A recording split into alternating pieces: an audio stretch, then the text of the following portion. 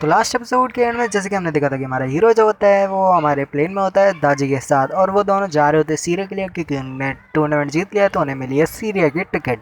जिसे शो हो रहा होता है कि उसने काफ़ी ज़्यादा मेहनत सॉरी मतलब ट्रेनिंग करी है। तभी एक लड़की आती है और कहती है कि तुम लोग, तभी वो लड़की दाजी से कहती है कि क्या तुम ही हो फॉक्स डीमन, और मेरी यंगर सिस्टर सेंडाई ने बताया था तुम्हारे बारे में, और मेरा नाम है युंडाई रायोत्सो फ्रॉम तोरियोसाई सेक्टर, और मैं तुमसे यहाँ बात करने आई हूँ।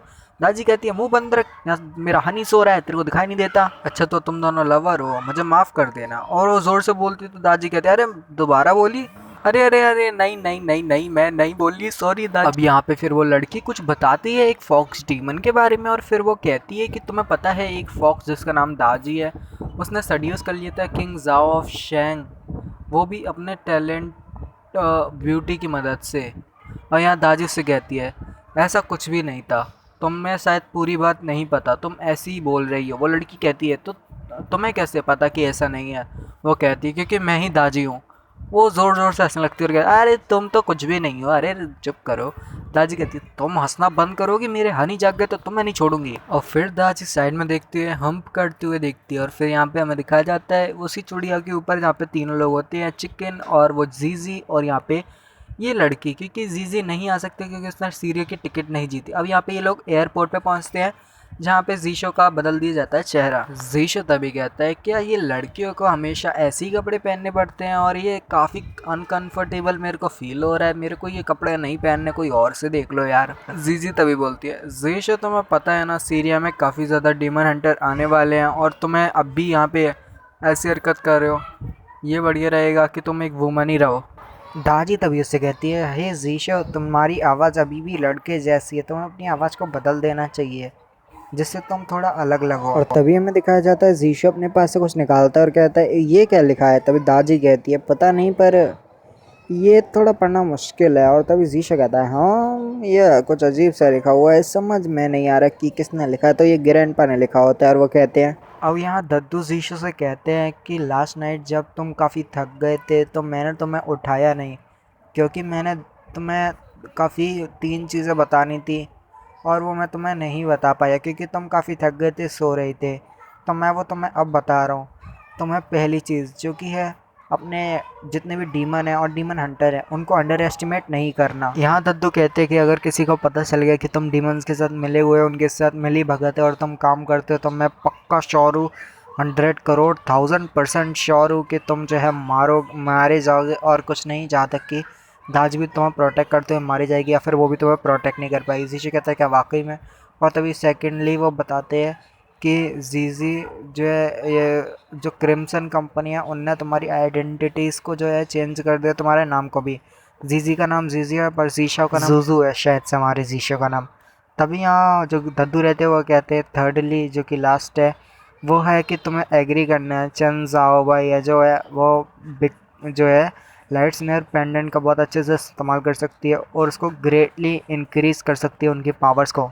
यहाँ पे जीशो कहता है अरे दादी ने उसको पढ़ा नहीं, दादी उसको जला रही रहती है क्योंकि इसमें लिखा होता है कि जाओ भाई जो है, यानी जो जीशो के लॉकेट में रहती है लाइट स्नेयर पेंडेंट में जाओ भाई, वो जीशो की लाइट वो क्या नाम है उसका आइटम स्पिरिट बन सकते हैं, यानी उसके हमेशा साथ रहेगा वो वाला आइटम स्पिरिट। दादी तभी कहती है वो पागल भूत, वो भला जीशु की आइटम स्पिरिट कैसे बन सकती है? ऐसा होना अनबिलीवेबल है भाई। मैं अब यहाँ से आवाज़ आती है कि हे तुम फॉक्स कहीं की, अंदर देखो मैं यहाँ पे हूँ स्टूपिड फॉक्स। और यहाँ पे वो उसे चिल्लाते हुए यही कह रही होती है। दादी कहती है दामे तो बाहर आके बोलो ना ये। वो कहती है मैं तो नहीं करूँगी, दामे तो तुम अंदर आओ ना। जीजी तभी कहती है लूलो अब हमें कहाँ जाना है? वो कहती है हमें जाना है famous tourist spot in city centre covenant plaza में। पीछे से आवाज़ आ रही होती है दामे तो तुम बाहर आओ। तभी जाओ भाई कहती है दम है तो दाजी तुम अंदर आओ।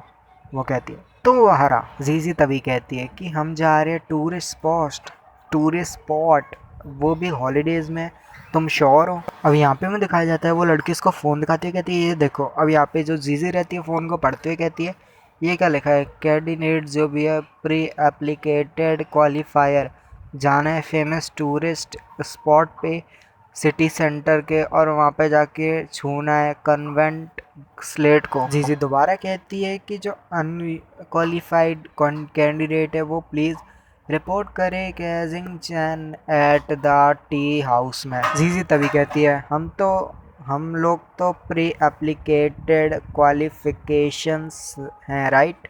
वो कहती है यप। पीछे की तरफ जो दाजी होती है वो पेंटेंट को उड़ा के फेंकने वाली होती है। दाजी तभी कहती है चलो जल्दी से चलते हैं। जो जाओबाई रहती है वो दाजी से कहती है मुझे माफ़ कर देना मेरी एडोरेबल बिग सिस फॉक्सी। अब यहाँ मैं टाइड मून सेक्टर का बैक गार्डन दिखाया जाता है। और यहाँ पे एक मास्टर रहता है जो कि यहाँ पे किसी का इंतज़ार कर रहा होता है। यहाँ पे एक बंदा आता है और कहता है लिल चाओ ज़ैंग तुम यहाँ पे हो। और फिर वो कहता है कि क्या ये हाई क्वालिटी की टी तुम ये पी रहे हो। तभी वो मास्टर जो कि जियांग से कहता है, क्योंकि यहाँ पे जियांग और की आए होते हैं और इस मास्टर से मिलने के लिए, तभी ये मास्टर कहता है कि तुम लोग यहाँ पे फाइनली पहुँच गए हेवनली मास्टर जियांग ही। वो कहता है मेरे सामने फ्लोटरिंग करना बंद करो। अब यहाँ पे वो मास्टर से कहता है कि और मुझे मिस्टर या फिर ओनर बुलाओ। वो कहता है अच्छा ठीक है। फिर वो कहता है यस प्लीज़ आप यहाँ बैठिए मिस्टर जियांगी। और इस बुड्ढे के बारे में सॉरी मास्टर के बारे में बताया जाता है कि ये सेक्टर मास्टर टाइड मून का सेक्टर मास्टर है और ये डू चाओ ज़ैंग है। और यहाँ पे जियांगी की कहती है nice to meet you sector master do, मेरा नाम है जियांगी की। वो कहता है नाइस टू मीट यू। और यहाँ पे वो मास्टर कहता है कि मिस की मुझे आपकी सेंस क्यों नहीं हो रही की। अब यहाँ पे जो जियांग रहता है वो बताता है कि तुम इसको स्टेयरिंग करना बंद करो। ये जब बॉर्न हुई थी तब ये मेडिसिन एंड डेटाइंस ब्लॉक्ड हो गई थी और ये कभी भी कल्टीवेटेड नहीं कर सकती अपनी की को। और ये बस डिफेंस के लिए फिज़िकल टेक्निक का यूज़ कर सकती है और वही सीख सकती है और अपनी स्पिरिट को प्रोटेक्ट कर सकती है और सेल्फ डिस्टेंस कर सकती है बस। और फिर ये दोनों आपस में बात करते हैं कुछ चीज़ को लेके और फिर वो कहते हैं कि आप बहुत ग्रेटेस्ट मास्टर हैं, मुझे आपसे मिलके खुशी हुई। अब यहाँ पे वो मास्टर कहता है कि जियांगी क्या तुम पेडली फिश के बारे में डीमन के बारे में जानते हो। अब यहाँ जियांग उससे कहता है हाँ। और वो कहता है द टूर्नामेंट प्राइज है ना। अब यहाँ वो बंदा जो कि जियांग से कहता है हाँ तुमने सही कहा, पर यहाँ पे एक और चीज़ है जिसके बारे में तुम नहीं जानते होंगे, प्रोबेबली से पक्का तुम नहीं जानते होंगे। वो कहता है बोलो जल्दी। अब यहाँ पे वो बुड्ढा मास्टर बताते हैं कि पेडली फिश डीमनस जिसको वो location 10,000 year old well demon grave ऐसे करके कुछ कहता है। और फिर यहाँ पे हमें दिखाया जाता है जहाँ पे हमें एक जगह को दिखाया जाता है और वो कहता है कि ये शायद कोई केव है जहाँ पे शायद पेडली फिश जिंदा और 10,000 year old well demon bone place filed एग्रीगेंट countless other treasure पता ही नहीं ऐसे करके कुछ कहता है। और फिर कहता है कि यहाँ पे काफ़ी ज़्यादा ट्रेजर है। और यहाँ पे फिर ये बुड्ढा मास्टर कुछ बताता है कि उसने कुछ ढूंढा है ट्रेवल्सम ईवल कल्टीवेटर मेंबर जो कि है जाई सेक्टर के, जो कि पेडली फिश को ढूंढना चाहते हैं। सो तभी वो रिवॉर्ड जो है टूर्नामेंट का वो है मैजिक टूल है जो कि फिश रॉय है और वो पब्लिकली पेडली फिश को मारने का सबको किया गया है और वो मारने के बाद उसे दे दे। वो कहता है हाँ तुमने वही सही कहा एग्जैक्टली बट पेडली फिश। और फिर वो मास्टर बताते हैं कि जो पेडली फिश है वो बहुत ज़िद्दी है और वो अपने शब्द को नहीं बता रही जो हमें उससे सुनने हैं। तो यहाँ पे जो जियांग होता है वो हंसने लगता है। यहाँ पे ये दोनों किसी चीज़ के बारे में बात करते जो कि ज़रूरत नहीं है और यहाँ पे कुछ जियांग कुछ ऐसा कह देता है जिसकी वजह से हमारे बूढ़े मास्टर को उल्टी होने लगती है और वो कहता है भाई तुझे क्या हो गया। तुम्हें देख के ऐसा लग रहा है कि हम गेस्ट के रूप में यहाँ पे आए हैं पर तुम्हें ऑनर फील नहीं हो रहा। और ऐसा है क्या तुम ऐसा ही चाहते हो। और यहाँ पे वो कहता है कि लगता है मुझे अपना यूज़लेस मेजर हैपन कुछ करना पड़ेगा। और यहाँ पे वो कहता है कि अगर ऐसा केस है तो यहाँ पे सर मैं श्योर हूँ कि वीकलिंग ऐसे कर कुछ कहता है। फिर यहाँ से वो हमारा जियांग जाने लगता है और फिर वो उसे कहता है सर प्लीज़ मुझे माफ़ कर दो, मुझे माफ़ कर दो। और यहाँ पे हमें दिखाया जाता है दो लोग पत्ते उठाते हैं और उसको थोड़ा तोड़ते हैं और यहाँ पे वो दोनों रहते हैं, वो जीशो दाजी रहते हैं। अब यहाँ पे वो दोनों पत्ते को आपस में मिलाते हैं और फिर एक पत्ता टूट जाता है जो कि जीशो का रहता है। दाजी कहती है मैं जीत गई। अब यहाँ पे हमें दिखाया जाता है कि वो दाजी उसकी तरफ इशारा करते हुए कहते हैं चलो उस कन्वेंटेंट स्लेट की तरफ जो है वहाँ पे फ़ोटो खिंचवाते हैं। अब यहाँ पे दाजी को लगता है कि उसने कन्वेंटेंट स्लेट का नाम पहले भी सुना हुआ है पर उसे याद नहीं आता और वो कहती है चलो फ़ोटो खिंचवाते हैं हनी। जीजी बोलती है पता नहीं मैंने अभी तक इन दोनों की कितनी फ़ोटो खींच ली पर अभी तक ये रुक ही नहीं रहे और मेरे को कितनी देर हो गई इनकी फ़ोटो खींचे खींचे।